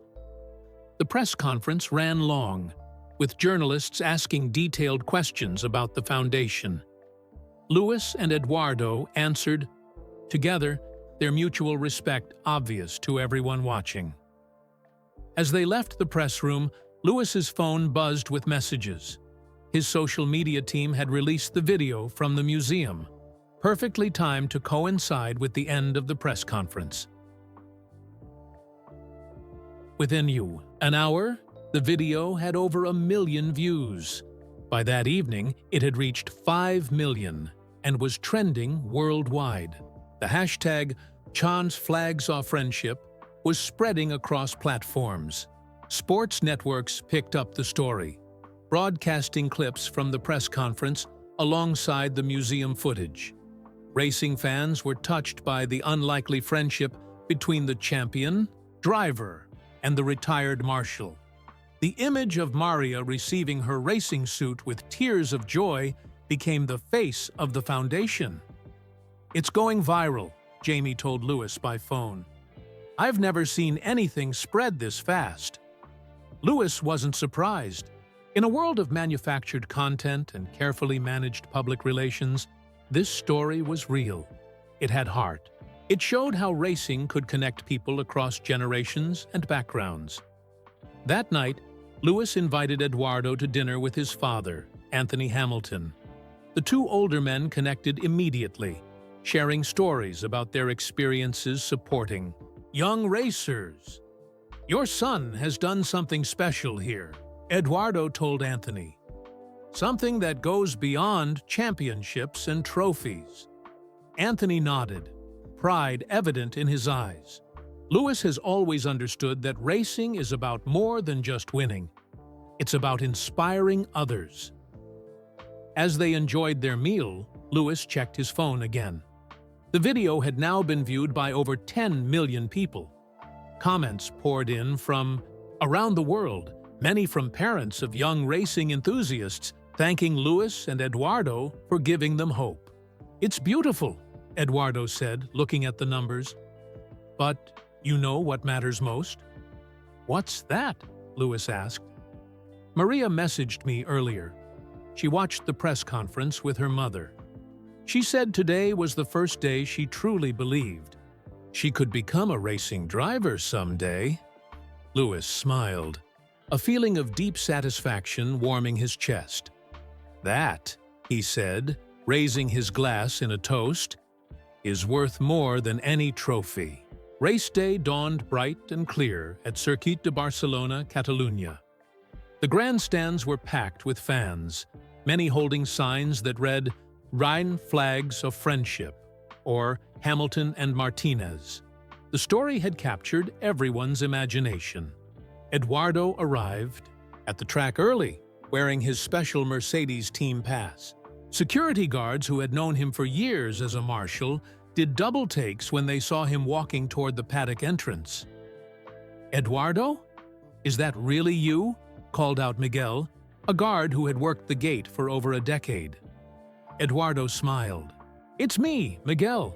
Different uniform today. I saw you on TV yesterday. With Lewis Hamilton. Everyone is talking about it." Eduardo felt a mixture of pride and disbelief. After 30 years of being nearly invisible at this track, now people were recognizing him. In the Mercedes garage, Lewis was going through his pre-race routine. He looked up when Eduardo entered, immediately waving him over. "How did you sleep?" Lewis asked. "Not much," Eduardo admitted. "Too excited." Lewis understood. "Just wait until you experience the race from in here. It's very different from a Marshal post." The garage buzzed with activity as engineers made final adjustments to the cars. Toto. Wolf approached and shook Eduardo's hand. "Eduardo, I have something for you," Toto said, handing him a headset. "This will let you listen to Lewis's radio during the race. You'll hear everything between him and the team." Eduardo held the headset carefully, as if it might break. "Thank you. This is incredible." As the start time approached, the atmosphere in the garage intensified. Lewis went through his final preparations, focused and calm. Eduardo watched in fascination, seeing a side of racing he'd never witnessed before. "It's time," Bono said, Lewis's race engineer. Lewis put on his helmet, then paused. He turned to Eduardo and extended his hand. "For luck," he said. Eduardo shook it firmly. "Drive well. No black flags today," he added with a smile. Lewis laughed. "I hope not." From the garage, Eduardo watched as Lewis took his position on the grid. Qualifying had gone well. Lewis would start from the front row, alongside Max Verstappen on pole. "This is going to be close," Bono murmured as the 5 red lights appeared above the track. When the lights went out, the cars launched forward. Lewis got a better start than Max, pulling alongside him into the first corner. They raced wheel to wheel, neither giving an inch. The Mercedes garage held its collective breath. Lewis emerged from turn 1 in the lead. "Yes!" Eduardo shouted, then looked embarrassed when several engineers grinned at him. "It's okay," Bono assured him. "We all feel the same." Through his headset, Eduardo heard Lewis's calm voice reporting tire conditions and track information. The professional communication between driver and team impressed him greatly. As the race progressed, Lewis maintained a small lead over Max, with Charles Leclerc's Ferrari not far behind in third. The strategists discussed tire options, weather, conditions, and potential pit stops. Eduardo found himself drawn into these conversations, understanding the racing strategy in a way he never had as a marshal. When Lewis pitted for new tires, Eduardo held his breath until the Mercedes returned safely to the track, still in the lead. "This is the most stressful way to watch a race," Eduardo told Toto during a tense moment. Toto laughed. "Try doing it every weekend for years." On lap 40, Max began closing the gap. Lewis's tires were wearing, and the Red Bull was getting faster. "Lewis, Max is gaining half a second per lap," Bono's voice came through the radio. "We're considering options." "Let me try to manage it," Lewis replied calmly. "The tires still feel okay." Eduardo marveled at Lewis's composure under pressure. He remembered the young driver from years ago, talented but still developing. Now he was witnessing a complete master of his craft. With 10 laps to go, Max was within DRS range. Every time Lewis crossed the start-finish line, the gap was smaller. "Come on, Lewis," Eduardo whispered. The engineers were discussing the possibility of another pit stop. The tires were reaching their limit, but stopping would mean giving up track position. "It's your call, Lewis," Bono said finally. "Box this lap or stay out." There was a brief pause before Lewis answered. "Let's stay out. I can make these tires last." Eduardo noticed Lewis glance toward the garage as he passed the pit wall. Their eyes met for just a moment. Was it his imagination, or did Lewis give a tiny nod? For the next 5 laps, Lewis drove defensively, placing his car perfectly to prevent Max from finding a way past. Every corner, every straight, was a challenge. The entire Mercedes garage was on edge. 2 laps to go, Bono announced. "Tires are critical." Through his headset, Eduardo heard Lewis's breathing. Controlled, but faster now. The strain was showing. "Come on, Lewis," Eduardo said again, louder this time. Others in the garage joined in, a chorus of support. As the white flag waved for the final lap, Max made a bold move, diving to the inside at turn 1. Lewis responded perfectly, cutting back to maintain the lead. They raced side by side through turn 2 and 3, wheels nearly touching. Eduardo couldn't breathe. This was racing at its finest, 2 champions pushing to the absolute limit. Coming into the final chicane, Lewis held the inside line. Max tried one last desperate move around the E, outside, but Lewis held firm. They crossed the finish line with Lewis just 0.2 seconds ahead. The Mercedes garage erupted. Engineers hugged, mechanics cheered, and Eduardo found himself embraced by Toto Wolff himself. "He did it!" Toto shouted over the noise. "He did it!" Eduardo repeated, tears in his eyes. But their celebration was cut short by Bono's concerned voice. "Lewis, the car! Shut it down immediately. We're seeing a fluid leak."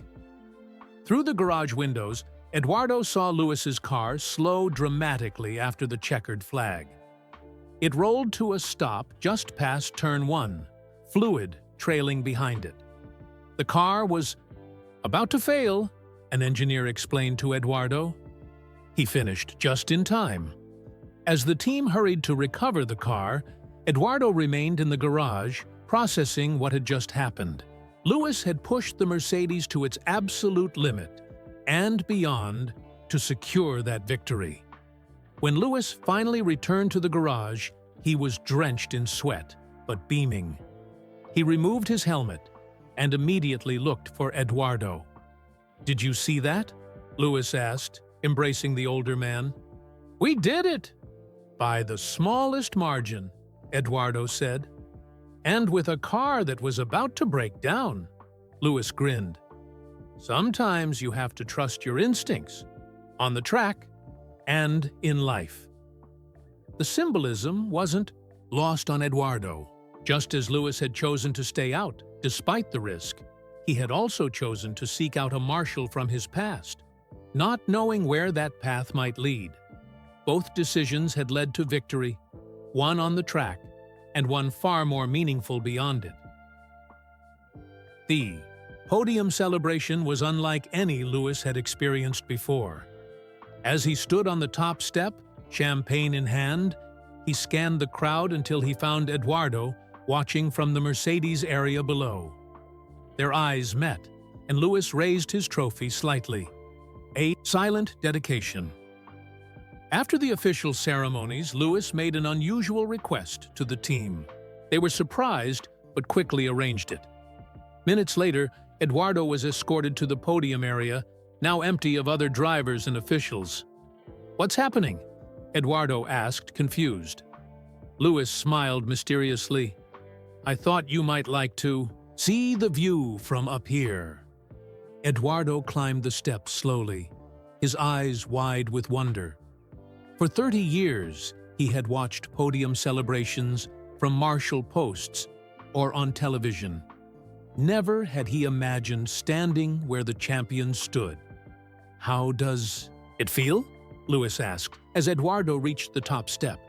"Incredible," Eduardo whispered, looking out at the now empty grandstands. "I can see why drivers work so hard to reach this place."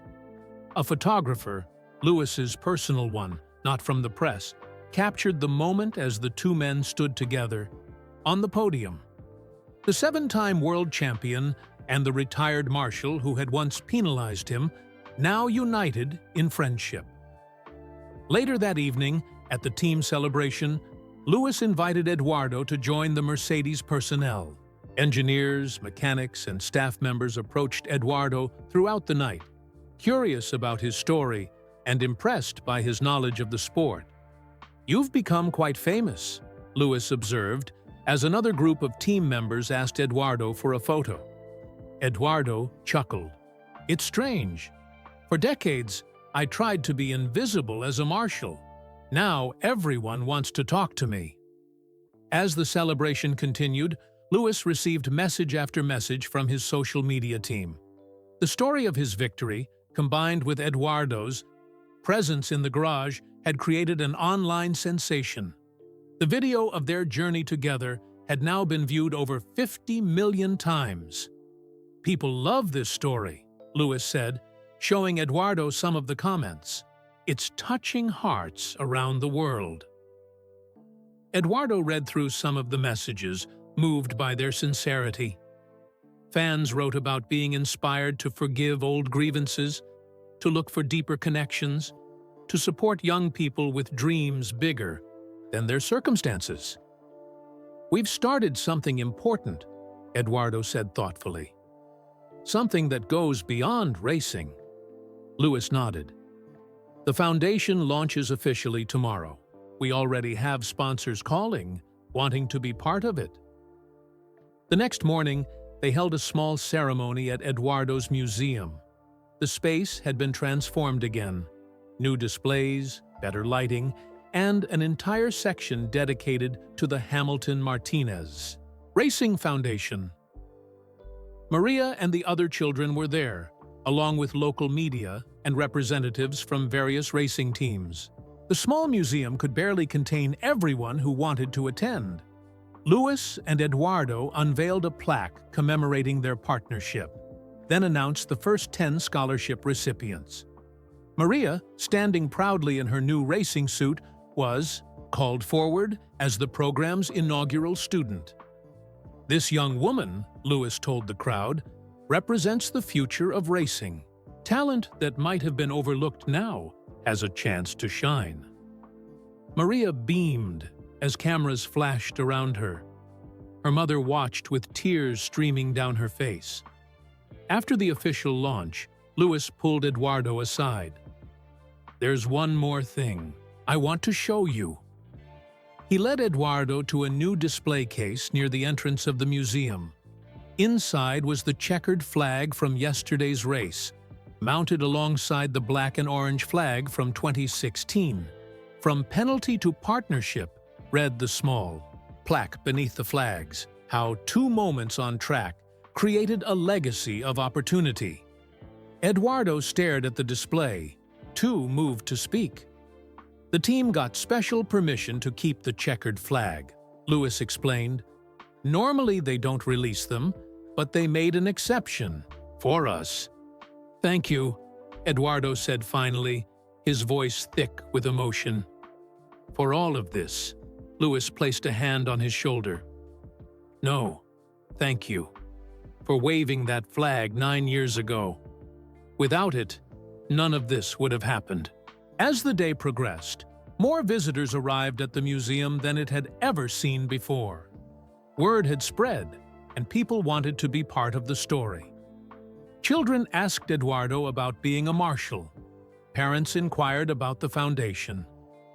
Racing. Fans examined Lewis's memorabilia with awe. In the afternoon, a special visitor arrived, Toto Wolff himself, accompanied by several Mercedes executives. We've been discussing this foundation of yours, Toto told Lewis and Eduardo. Mercedes wants to make a long-term commitment. Not just sponsorship, but technical support, mentoring programs, and pathways to higher levels of racing for your students. Fidori, news was better than they could have hoped for. With Mercedes' support, the foundation could expand faster and help more children. This is becoming bigger than I ever imagined, Eduardo said after Toto left. Lewis smiled. Sometimes, small beginnings lead to great things. As evening approached, the museum finally emptied of visitors. Lewis and Eduardo stood alone among the displays, reflecting on the incredible journey of the past month. I need to get back to London tomorrow, Lewis said. More races to prepare for. Eduardo nodded. And I have a foundation to run. And a girl to help become a champion. We'll stay in touch, Lewis promised. I'll be back often. They walked to the display with the 2 flags, the black and orange one that had brought them together, and the checkered one that symbolized their shared victory. You know, Lewis said thoughtfully, that fluid leak yesterday after the race, it was exactly what you thought you saw 9 years ago. Eduardo's eyes widened with realization. The universe has a strange sense of humor. Maybe it was always meant to happen this way, Lewis suggested. Not then, but now, when we could create something meaningful from it. As they prepared to lock up the museum for the night, Lewis's phone buzzed with a notification. He checked it and smiled. Our podium photo, he said, showing Eduardo the screen. It's already been shared over 1 million times. The image showed them standing together on the top step, Lewis in his racing suit, Eduardo in his Mercedes team shirt. Both were smiling, holding up the checkered flag between them. The caption read, "From misunderstanding to friendship. 2 men united by racing, changing lives together." Lewis put his phone away and looked at Eduardo. 9 years ago, you made a call to protect me and other drivers, even though it cost me time, he said. Yesterday, I made a call too. Sometimes, in racing, as in life, you have to trust your instincts. They locked the museum door and stood for a moment on the quiet Barcelona street. Tomorrow, Lewis would return to the world of Formula One, and Eduardo would begin his new role leading their foundation. Their paths, which had crossed briefly in 2016, were now permanently intertwined. Until the next race, Eduardo said with a smile. Until the next race, Lewis agreed, embracing his friend one last time. What had begun with a controversial flag had become something neither man could have imagined. A partnership, a foundation, and a story that had touched millions around the world. The flag that had once divided them had ultimately brought them together, creating a legacy that would far outlast any race or championship. Thank you so much for joining us for this heartwarming tale of how a single moment on a racetrack created an unexpected friendship and changed lives forever. Where are you listening from? We'd love to know which part of the world our story has reached today. If you enjoyed this story about Lewis Hamilton and Eduardo, please take a moment to like this video and subscribe to our channel. We share many more inspiring stories just like this one. Don't forget to share this video with friends and family who might appreciate a story about second chances, forgiveness, and making a difference in children's lives. Together, we can spread kindness and awareness through the power of storytelling. Until next time, remember that sometimes what appears to be a setback can lead to our greatest opportunities.